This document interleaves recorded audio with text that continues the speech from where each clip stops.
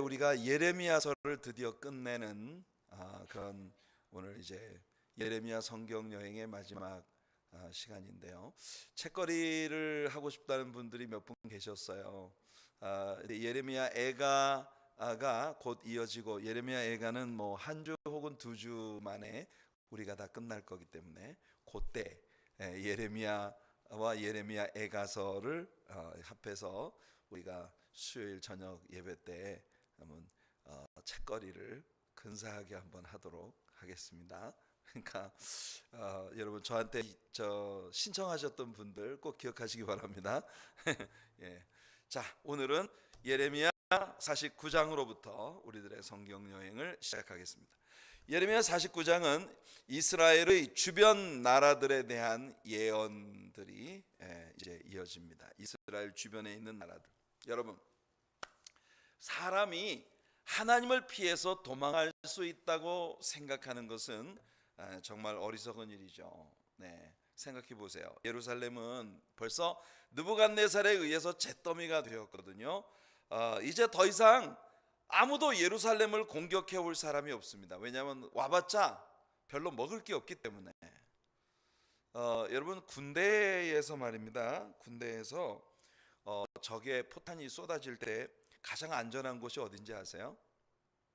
가장 안전한 곳이 어디냐면은, 먼저 앞에 폭탄이 떨어져 가지고, 이 폭탄이 한번 떨어져 가지고 폭발을 해 가지고 이렇게 구멍이 난 데 있잖아요. 거기가 제일 안전해요. 왜냐하면 그 좌표에는 더 이상 폭탄이 날아오지 않기 때문입니다. 여러분, 하나님께서 벌써 느부갓네살에 의해서 일어난 바벨론을 들어 예루살렘을 함락시키게 하셨단 말이죠. 그러니까 어떻게 보면 예루살렘에 그냥 남아있는 것이 제일 안전한 길일 수도 있습니다. 하나님은 느부갓네살의 다음 공격 목표가 애굽이 될 것을 미리 알고 계셨어요. 그래서 하나님께서 유다의 남겨진 자들, 렘넌트, 이 남겨진 자들에게 너희는 애굽으로 가지 말아라 라고 말씀하시는 것입니다. 하지만 그들은 느부갓네살을 피하겠다고 애굽으로 내려갑니다. 애굽은 느부갓네살의 다음 공격 목표이거든요. 이거 얼마나 어리석은 일이에요. 여러분, 그냥 이해가 안 돼도 하나님 말씀을 들으세요. 뭐가 여러분들이 납득이 가든 안 가든 하나님 말씀을 따라가는 게 제일 안전합니다. 아멘. 하나님 말씀을 따라가는 여러분들 되시기를 축복합니다. 하여튼 유대인들은요, 하나님의 말씀을 정말 안 들었어요. 그러니까 바벨론이 일어난다고 하나님이 말씀하시는데 거짓 선지자들의 얘기만 듣고 평안하다, 안전하다. 느부갓네살이 일어나서 실제로 유다를 공격하고 1차, 2차 포로를 끌어가는데도 불구하고 끝내 애굽의 힘을 들어서 바벨론을 이겨보겠다고 합니다. 정말 지지리도 말을 안 듣는 그런 백성들이에요. 그래가지고 예루살렘이 드디어 이제 함락되고 3차 포로들까지 예루살렘으로 끌려갔어요. 근데 하나님께서 그 렘넌트들에게 그냥 여기 남아있어, 여기 그냥 남아있어라, 그게 제일 안전하다. 근데 굳이 애굽으로 갑니다. 근데 애굽은 느부갓네살의 다음 공격 목표예요. 참 어리석은 일이죠. 요나가 하나님을 피하여 땅끝까지 가겠다고 배를 탔는데 그 배가 요나를 어디로 데려갑니까? 큰 물고기 뱃속으로 데려가죠. 그 큰 물고기가 요나를 어디다 토해놓습니까? 무태다 토해놓았는데 그 토해놓은 것이 걸어서 니느웨까지 갈 수 있는 지근거리에다 토해놨으니까, 그러니까 여러분 보세요. 죽게 고생하고 원래 갔어야 되는 곳으로 가는 거예요. 여러분, 하나님의 자녀들이 하나님을 믿는 사람으로서 세상을 살아갈 때 여러분들이 하나님의 뜻을 저버리고 여러분 하고 싶은 대로 그렇게 살아가면 쉽게 고생하고 나중에 보면 하나님 말씀하신 곳에 와 있어요. 그러니까 여러분, 쉽게 고생하지 말고 애당초 순종하시는 쪽을 선택하는 지혜로운 우리 성도님들 되시기를 바랍니다. 자, 그래서 줄줄이 하나님께서 이제 유다만 멸망을 한 게 아니라 유다의 주변에 있었던 나라들에 대한 하나님의 예언들이 이어지는데 보십시오. 제일 먼저 암몬 족속에 대한 암몬 족속에 대한 예언입니다. 유다에 남겨진 자들은 암몬으로 도망칠 생각하지 말아라. 암몬도 망할 것이기 때문이다. 이것이 하나님께서 암몬 족속에 대해 하고 계신 말씀입니다.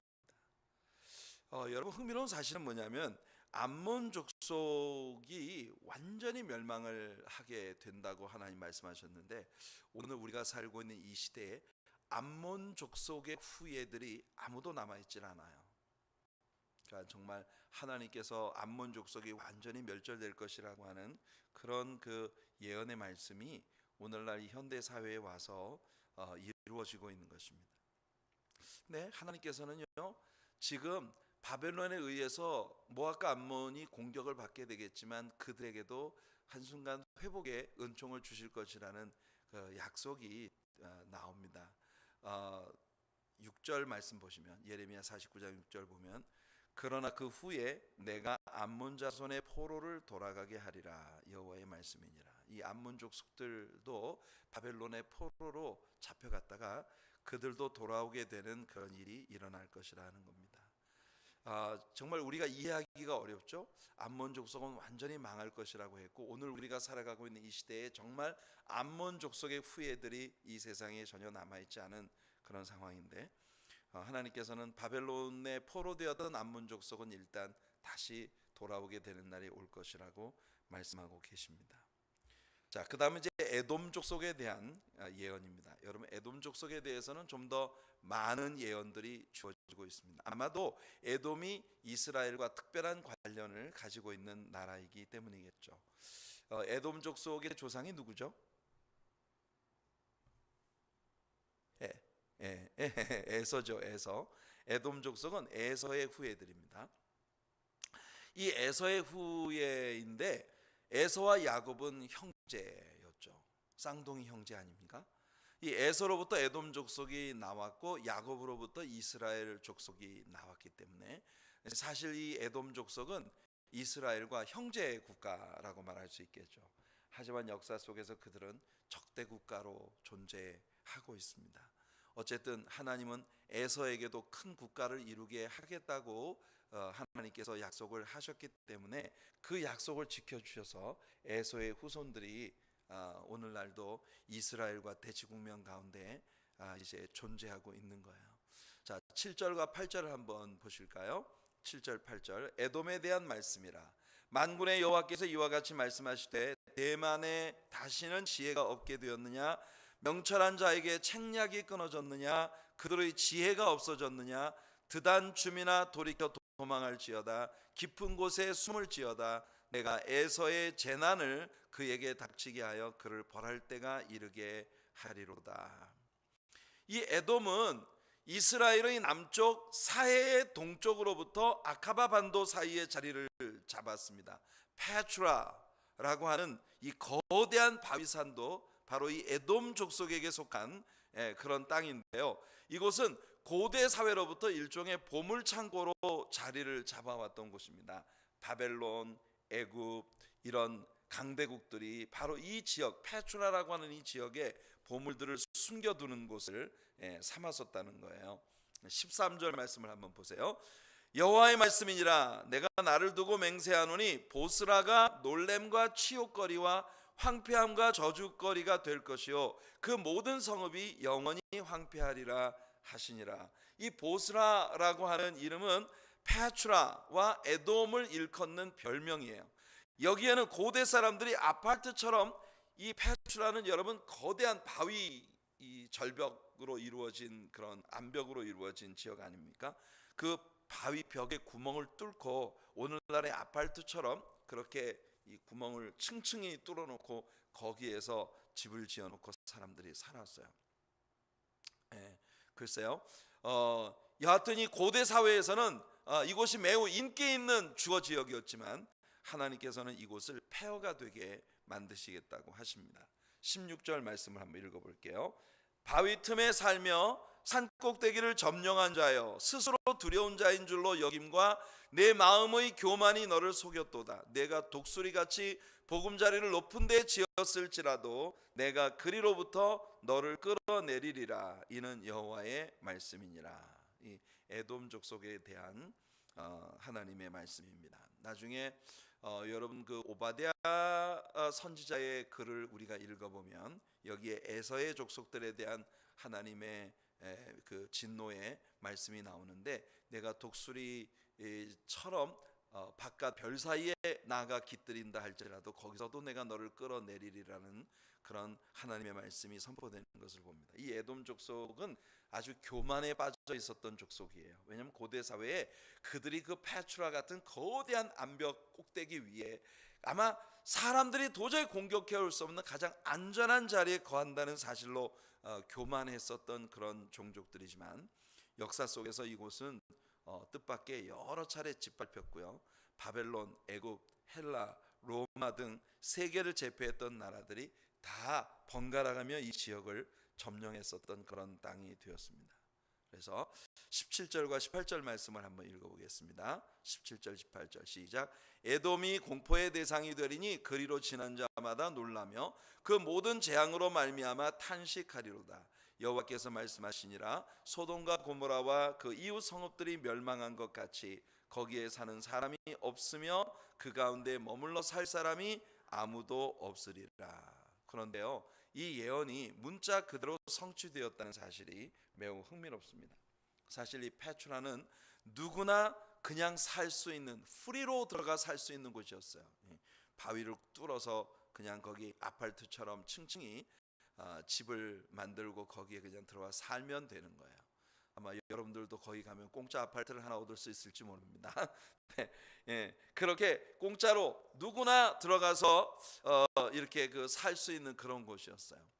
오늘날도 아랍 사람들이 그 길을 지날 때 하루 저녁 텐트를 치고 잠을 자고 가는 그런 아주 프리한 그런 지역인데요. 중요한 건 뭐냐면 이곳에 지금 주거하고 있는 사람이 아무도 없다는 것입니다. 한때 독일 사람들이 이 페트라를 주거 지역으로 개발시키려는 계획을 가진 적이 있었는데 실패로 돌아갔다고 합니다. 정확한 이유는 뭔지 모르겠어요. 여하튼 이곳은 하나님의 말씀이 예언한 그대로 지금은 전혀 사람이 살지 않는 땅으로 남아 있다는 것입니다. 20절 말씀을 읽어볼게요. 20절 시작. 그런즉 에돔에 대한 여호와의 의도와 대만 주민에 대하여 결심하신 여호와의 계획을 들으라. 양떼의 어린 것들을 그들이 반드시 끌고 다니며 괴롭히고 그 처소로 황폐하게 하지 않으랴. 이렇게 페트라는 황폐하게 되어졌고 에돔 족속은 이 땅에서 이제 사라졌습니다. 여러분 여기 에돔의 후손들, 에돔 그 족속에 대해 이야기할 때 대만 사람이라고 하는 것이 항상 굉장히 큰 인물로 이렇게 언급이 되고 있는데요. 여러분들이 창세기에서 에서의 후손들의 계보를 보면 거기에도 대만이라고 하는 사람이 나옵니다. 이 대만이라는 이름을 얘기하면은 여러분들이 확 떠오르는 사람이 누구 있죠?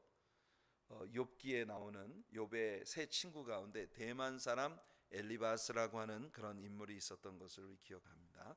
아마 이 엘리바스가 대만 사람이라고 이야기하고 있는데 그 에서와 동시대의 인물이었을 가능성이 있다라고 하는 것을 우리들에게 짐작하게 해주는 그런 이름이었다는 걸 우리가 욥기를 이야기할 때 이야기했던 기억이 있습니다. 여러분 성경에서 제일 오래전에 기록된 책이 무슨 책이라고요? 네, 욥기라고 했습니다. 왜냐하면 사람들은 성경에서 제일 오래된 책이 무슨 책이죠? 그러면 다들 창세기 이렇게 말을 하죠. 왜냐하면 창세기는 태초에 하나님의 천지 창조에 관한 이야기를 다루고 있으니까 사람들이 뭐 제일 오래된 책 그러면 창세기겠지 생각을 합니다만, 사실 창세기는 모세에 의해서 기록이 되었거든요. 모세 오경 아닙니까? 그러니까 모세에 의해서 기록이 되었기 때문에 창세기는 사실 굉장히 오랜 후에 기록이 되어진 창세기의 역사들로부터 상당히 오랜 후에 기록이 되어진 책입니다. 아브라함, 이삭, 야곱, 요셉 이 족장 시대가 지나고 이제 그 야곱의 후손들이 애굽 땅으로 내려갔다가 4대 만에 애굽에서 나올 때 그때 모세가 이제 그 하나님의 종으로 이스라엘 백성들 이끌고 나왔으니까 창세기가 기록하고 있는 족장 시대 그 이전의 세계와 또 족장 시대로부터도 상당히 먼 훗날에 모세는 일어났어요. 그러나 욥기는 여러분 족장 시대의 이야기를 다루고 있는 책입니다. 여러 가지 면에서 욥기가 족장 시대의 이야기라고 하는 걸 보여주는 증거들이 있다는 걸 우리가 얘기했어요. 일단 가장이 그 집에 제사장 노릇을 하는 제사장 제도, 성전 시스템 이런 것에 대한 언급이 일체 나오지 않는, 그리고 이스라엘이라는 국가의 이름도 나오지 않는. 그래서 욥기라고 하는 책을 읽어보면 욥기는 창세기에 나오는 족장 시대의 백그라운드를 가지고 있는 이야기다. 이제 그런 것을 통해서 우리가 욥기가 가장 오래된 책이다 이렇게 배웠습니다. 자, 다메섹에 대한 예언이 이어집니다. 다메섹 23절과 24절을 함께 읽어볼게요. 다메섹에 대한 말씀이라 하맛과 아르밧이 수치를 당하리니 이는 흉한 소문을 듣고 낙담함이니라. 바닷가에서 비틀거리며 평안이 없도다. 다메섹이 피곤하여 몸을 돌이켜 달아나려 하니 떨림이 그를 움켜잡고 해산하는 여인같이 고통과 슬픔이 그를 사로잡았도다. 다메섹, 다마스커스는 지구상에 현존하는 가장 오래된 주거 지역이었다고 합니다. 현재 사람들이 살고 있는 도시 중에 가장 오래된 도시가 바로 이 다마스커스라고 합니다. 여러 도시들이 자기의 도시가 제일 오래됐다고 주장하는 후보지들이 있습니다만 다마스커스가 가장 유력한 곳이라고 합니다. 이 도시의 멸망이 예언되어 있습니다. 다마스커스는 완전히 멸망되었는데요, 오늘날에 와서 다시 재건되어 다마스커스라는 이름으로 일컬어지고 있고 바로 시리아의 수도로 자리를 잡고 있는 그런 나라입니다. 그 다음에 이제 게달과 하솔 그리고 엘람에 대한 예언들이 이어집니다. 게달과 하솔 이런 곳들은 아주 부유한 도시 국가들이었었어요. 우리는 이들에 대해서 아주 조금밖에는 알고 있지 못한데요, 성경은 느부갓네살이 이 도시들을 칠 것이라고 했고 실제로 느부갓네살에 의해서 점령되었다는 것밖에는 우리는 알지 못합니다. 엘람에 대한 예언이 나오는데요, 35절을 한번 읽어볼게요. 35절 시작. 만군의 여호와가 이같이 말하노라. 보라, 내가 엘람의 힘에 으뜸가는 활을 꺾을 것이요. 이 엘람이 멸망할 것이지만 마지막 날에 하나님께서 이를 다시 회복시키실 것이라고 39절에 보면 말씀하십니다. 39절 읽어볼게요. 시작. 그러나 말일에 이르러 내가 엘람의 포로를 돌아가게 하리라. 여호와의 말씀이니라.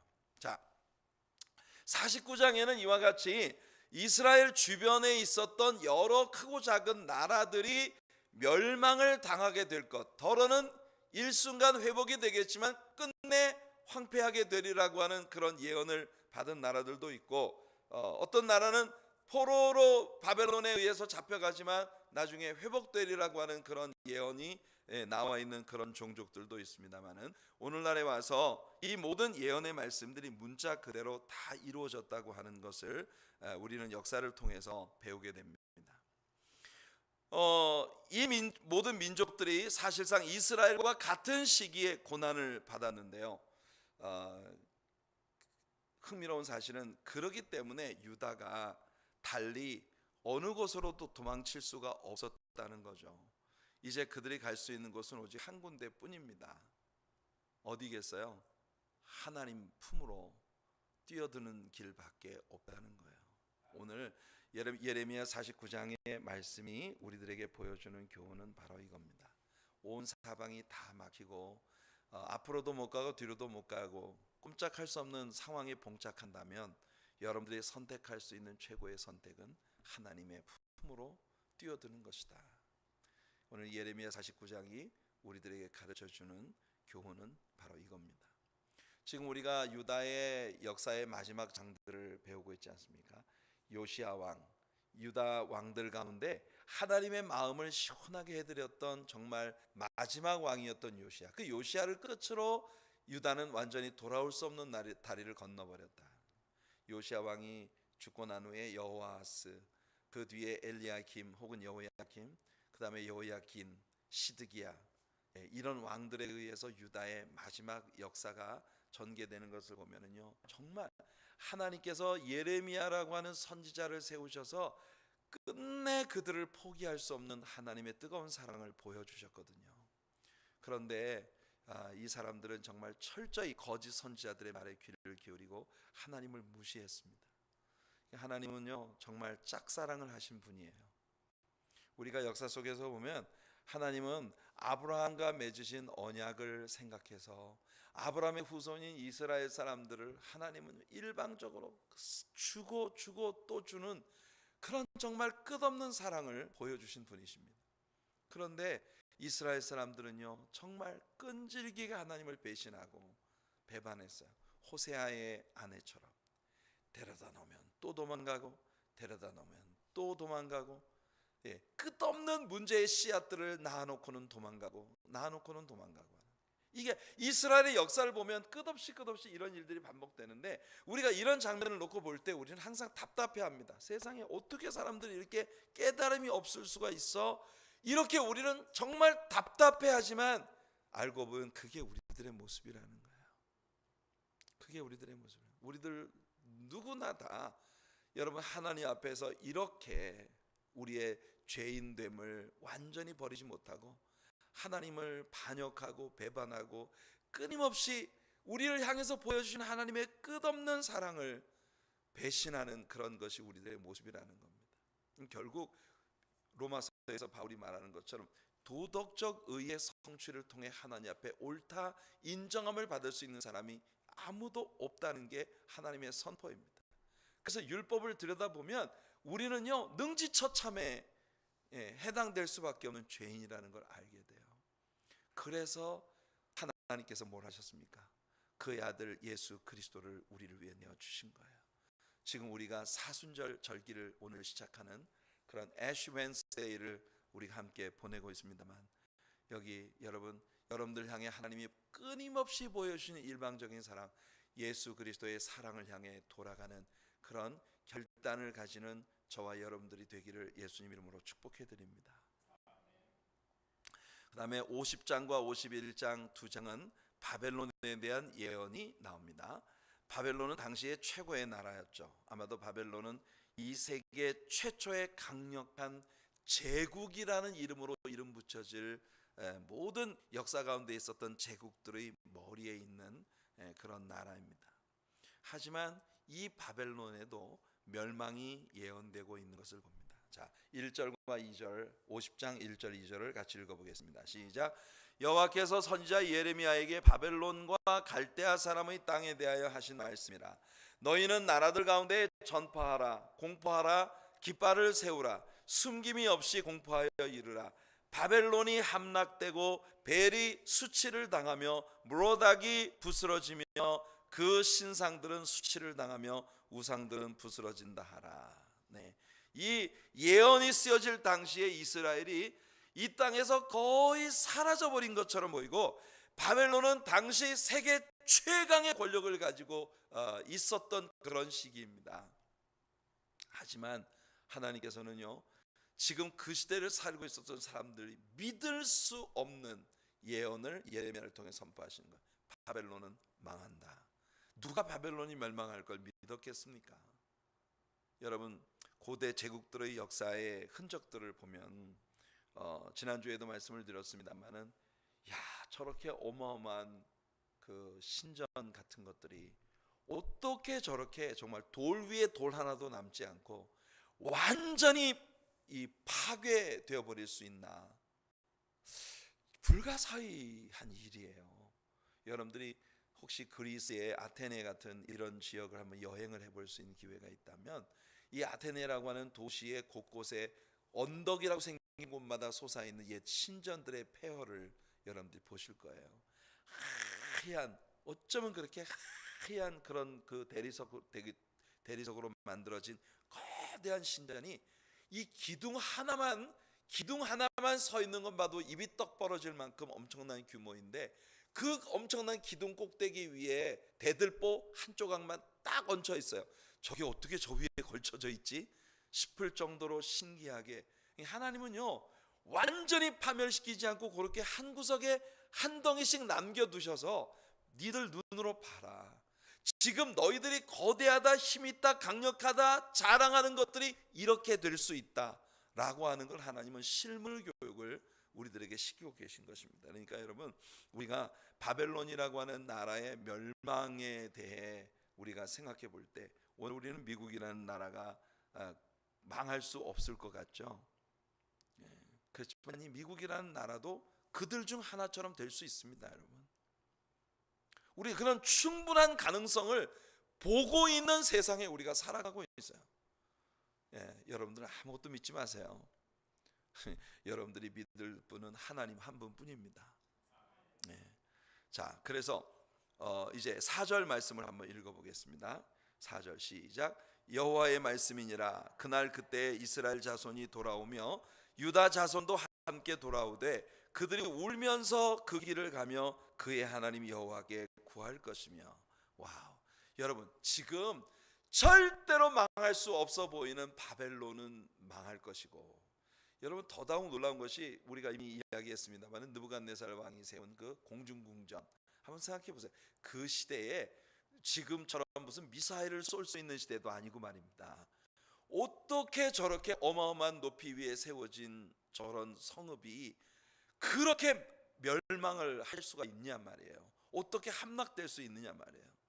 그러니까 벨사살 임금은 우리가 지난 주일에 배웠죠. 쭉 느부갓네살, 다음에 에웰므로닥, 이 나보니두스라고 하는 그 사실상 느부갓네살의 뒤에 일어났던 왕들 중 느부갓네살의 그 후예라고 할 만한 강력함을 가지고 있었던 나보니두스라고 하는 아버지의 아주 혜택을 받아서 금숟가락 물고 태어난 이 벨사살이라고 하는 자, 그는 정말 아무것도 할 줄 아는 게 없었지만 왕이 된 자입니다. 그런 그가 교만에 빠져서 지금 메대와 바사 연합군대가 쳐들어온다는 뉴스를 듣고 있으면서도, 아니 어떤 놈이 이 공중에 마일 하이에 이 서 있는 이런 도시를 공격한단 말이에요. 미친놈들, 밑에 구멍이나 몇 개 파다가 가겠지, 이러고 술 파티를 열고 있는 거예요. 오늘날 여러분, 이 세상에는 그런 교만 가운데 빠진 사람들이 참으로 많습니다. 여러분, 하나님 말씀을 더 열심히 공부하고 하나님이 뭐라 말씀하시는지 우리가 귀를 기울여야 할 이유가 이런 것들을 보면 분명해집니다. 하나님은 바벨론의 파멸을 다시금 예언하시고 계세요. 여러분, 바벨론은 그렇게 파괴될 건데 이스라엘은요, 완전히 쫄딱 망한 이스라엘은 다시 회복할 것이라고 하나님 말씀하시고 계시는 거예요. 그러니까 여러분, 세상의 그 어떤 것보다 중요한 게 하나님의 언약의 말씀입니다. 말씀을 붙잡는 여러분들 되시길 축복합니다. 자, 9절 말씀을 한번 읽어볼게요. 하나님은 다시금 이스라엘 민족이 회복되어 예루살렘으로 돌아오게 될 것을 말씀하고 계십니다. 자, 9절입니다. 시작. 보라, 내가 큰 민족의 무리를 북쪽에서 올라오게 하여 바벨론을 대항하게 하리니 그들이 대열을 버리고 쳐서 항복할 것이라.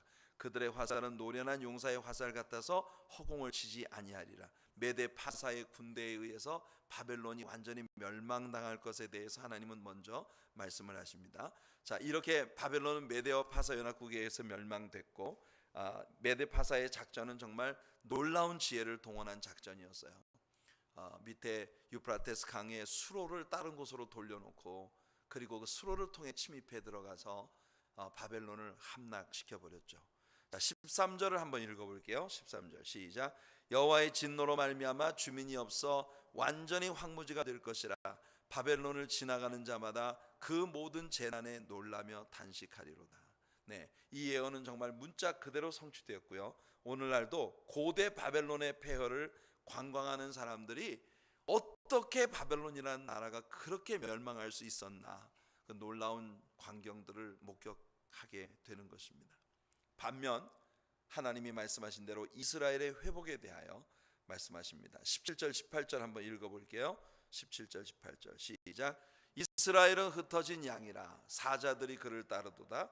처음에는 아수르 왕이 먹었고 다음에는 바벨론의 느부갓네살 왕이 그의 뼈를 꺾도다. 그러므로 만군의 여호와 이스라엘의 하나님이 이와 같이 말하노라. 보라, 내가 아수르의 왕을 벌한 것 같이 바벨론의 왕과 그 땅을 벌하고. 여러분, 이 말씀 기억나십니까? 이 말씀 들은 기억나시나요? 이게 지난 주일 말고 그 앞주일 아침 설교 본문이었습니다. 지지난 주일 아침 본문이었는데 이 말씀을 가지고 이스라엘의 목자이신 하나님, 목자이신 하나님이라는 제목으로 우리가 하나님 말씀을 나누었어요. 역사 가운데서 이렇게 완전 강력해서 절대 망하지 않을 것처럼 보였던 것들이 멸망하고, 그러는 와중에 다양한 종류의 유다 나라의 멸망과 맞물려서 다양한 종류의 인물들에 대한 이야기가 나오면서 그렇게 이스라엘은 완전히 멸망을 한 것처럼 보이지만 그들의 목자이신 하나님께서 결국은 바벨론은 망해도 아수르는 망해도 이스라엘은 결국 다시 회복되게 하셨다고 하는 것에 대하여 우리가 말씀을 배웠습니다. 자, 28절로 들어갑니다. 바벨론의 멸망이 시온에 선포될 것이에요. 자, 28절 시작. 바벨론 땅에서 도피한 자의 소리여, 시온에서 우리 하나님 여호와의 보복하시는 것, 그의 성전의 보복하시는 것을 선포하는 소리로다. 이것 역시 이중적인 예언이 될 거예요.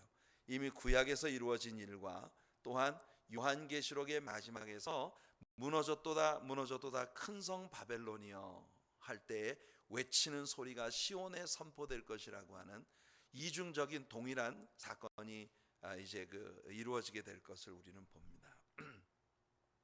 구약에서 바벨론이 멸망하는 것과 또 요한계시록의 끝에 이 세상의 정치적 바벨론, 경제적 바벨론, 종교적 바벨론, 이 세상에 느부갓네살 이후에 바벨론 제국의 명맥을 이은 모든 세상의 제국들의 역사, 그 뒤안길에서 하나님의 영적인 역사와 저항하고 싸우던 그런 바벨론의 그 본질이 이 세상의 마지막 때에 가서야 비로소 무너지게 되는 그런 모습을 우리가 이제 보게 될 겁니다. 자, 이 바벨론의 멸망은 소돔과 고모라의 멸망에 견주어질 만큼 아주 엄청난 그런 멸망이 될 거예요. 38절부터 40절을 한번 읽어볼게요. 38절부터 40절 시작. 가뭄이 물 위에 내려 그것을 말리리니 이는 그 땅이 조각한 신상의 땅이요 그들은 무서운 것을 보고 실성하였음이니라. 그러므로 사막의 들짐승이 승냥이와 함께 거기에 살겠고 타조도 그 가운데 살 것이요 영원히 주민이 없으며 대대에 살 자가 없으리라. 여호와의 말씀이니라. 하나님께서 소돔과 고모라와 그 이웃 성읍들을 뒤엎었듯이 거기에 사는 사람이 없게 하며 그 가운데 머물러 사는 사람이 아무도 없게 하시리라. 이 일이 실로 그 메대의 고브라이아스라는 장군이 침략해 들어올 때 문자 그대로 성취되었다고 하는 것을 우리가 세큘러 히스토리를 통해서, 그러니까 성경의 역사가 아닌 이 세상에 기록되어진 그 역사를 통해서 이제 우리가 발견하게 됩니다. 그래서 여러분이 바벨론이라고 하는 나라가 완전히 멸망할 것에 대해서 하나님 말씀하십니다. 51장으로 들어가면 바벨론의 심판에 대한 하나님의 예언이 연속되고 있는 것을 보는데요. 우리 6절부터 8절까지 말씀을 한번 읽어보겠습니다. 6절부터 8절 시작. 바벨론 가운데서 도망하여 나와서 각기 생명을 구원하고 그의 죄악으로 말미암아 끊어짐을 보지 말지어다. 이는 여호와의 보복의 때니 그에게 보복하시리라. 바벨론은 여호와의 손에 잡혀 있어 온 세계가 취하게 하는 금잔이라. 문민족이 그 포도주를 마심으로 미쳤도다. 바벨론이 갑자기 넘어져 파멸되니 이로 말미암아 울라 그 상처를 위하여 유향을 구하라. 혹 나으리로다. 아마 이것은 벨사살 임금의 바벨론 제국의 멸망 직전에 가졌던 마지막 파티를 연상시키는 그런 예언이 아닌가 생각이 되는데요. 저는 여기에서 여러분들이 이 말씀에 집중해 보시길 바랍니다. 바벨론 가운데서 도망하여 나와서 각기 생명을 구원하고, 여러분 바벨론으로부터 빨리 나와라. 너희는 거기서 나와서 그들과 함께 있지 말라. 모세와 아론의 리더십의 챌린지를 가져왔던 고라 일당들의 심판에 대해 여러분들은 기억하실 것입니다. 하나님께서 그 고라 일당들을 한쪽으로 서게 하시고 지진을 일으키셔서 땅이 입을 열어 그 고라를 추종하던 사람들을 땅속에 삼켜버리는 그런 그 광경을 봅니다. 그때 하나님께서 너희는 고라와 함께하지 않는 자들은 거기서 나와서 따로 있어라 말씀하시는 걸 우리가 볼 수 있어요. 여러분, 바벨론이라고 하는 이 제국에 대해서 생각할 때 반드시 여러분들 기억하셔야 합니다. 우리가 이 바벨론이 느부갓네살에 의해서 세워진 게 바벨론의 처음이 아니에요. 이미 알고 계시듯 창세기 10장에 보면은 니므롯에 의해서, 니므롯의 후손들에 의해서, 그러니까 함의 자손들에 의해서 세워진 바벨론 평원에, 신할 평원에 세워졌던 고대 바벨론 제국, 바벨탑을 쌓았던 바로 그들, 거기서부터 벌써 바벨론은 시작이 된 겁니다. 바벨탑의 실패로 말미암아 바벨론이 완전히 없어진 것처럼 보였는데 오랜 시간이 지난 후 느부갓네살에 의해서 그것이 재건되어진 거예요. 그러니까 여러분, 이 바벨론은 굉장히 오랜 역사의 뿌리를 가지고 있습니다. 그 창세기 10장에 나오는 니므롯의 후손이 세운 신할 평원의 바벨론을 생각하면 여러분들이 잊을 수 없는 것이 있죠. 니므롯과 타무즈, 스므레머스, 이 일가의 존재입니다. 니므롯은 그 스므레머스라고 하는 와이프를 가지고 있었는데, 그 스므레머스가 하늘의 여신으로 추앙을 받는 그런 여자였어요. 이 여자가 신화를 만듭니다. 타무스와 스므레머스 사이에서 태어난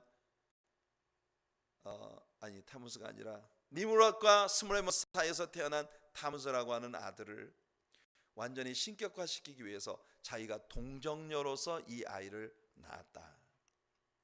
그런데 그 타무스가 노루 사냥을 나갔다가 멧돼지한테 공격을 받아갖고 죽었어요.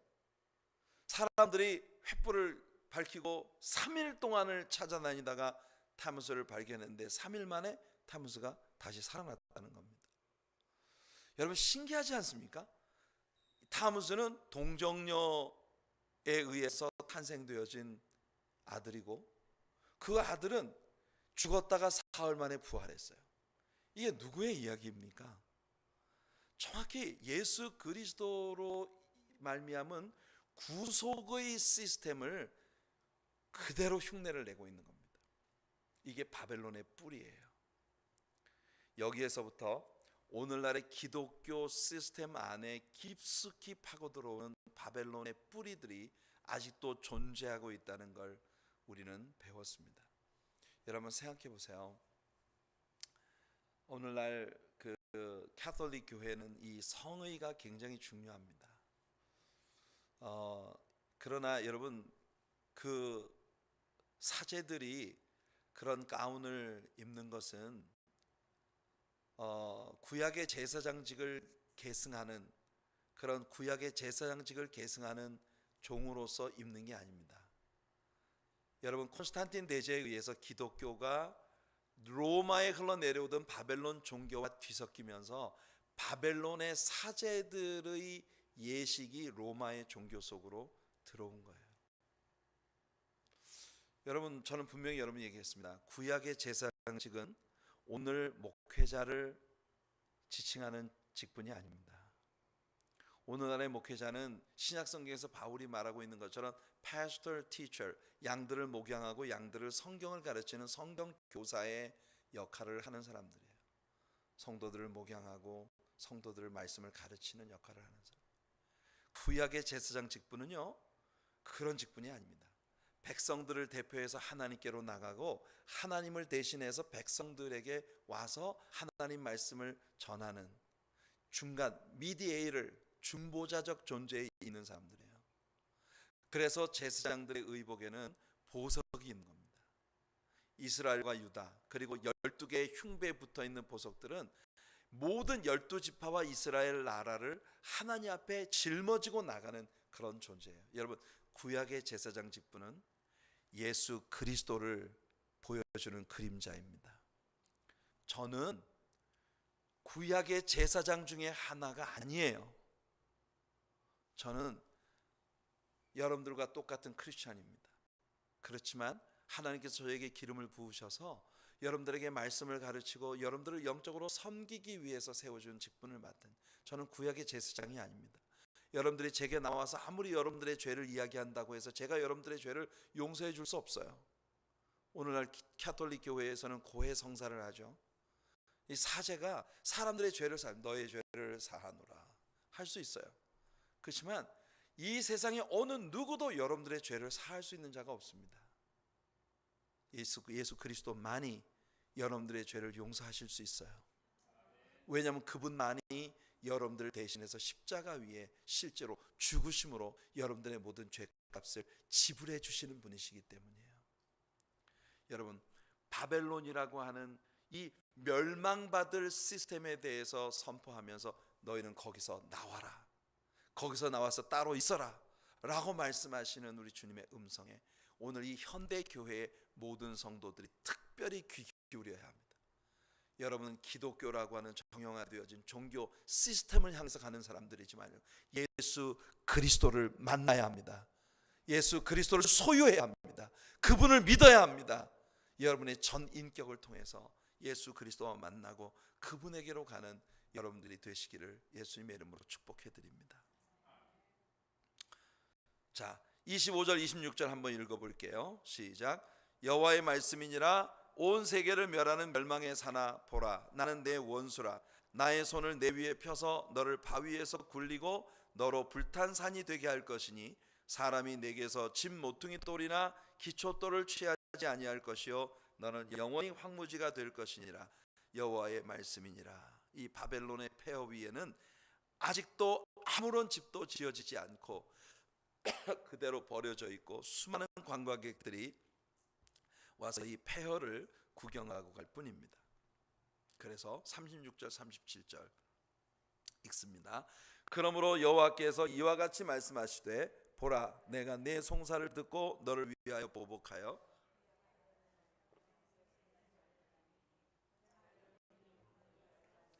승량의 거처와 혐오의 대상과 탄식거리가 되고 주민이 없으리라. 바벨론이 완전히 멸망을 하게 될 것에 대해서 하나님이 말씀하십니다. 제 52장은요 51장으로 예레미야 예언이 모두 끝났고 52장은 예레미야서의 부록이라고 이야기했습니다.